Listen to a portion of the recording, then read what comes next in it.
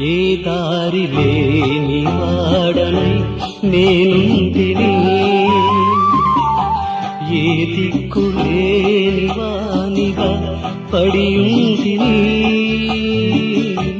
ఏ దారి లేని వాడనై నేనుంటిని, ఏ దిక్కు లేని వానిగా పడియుంటిని. దరికి చేర్చి కనికరించి ఆశ్రయముగా నిలిచినావు. గాలివానలోన ఏకాకినై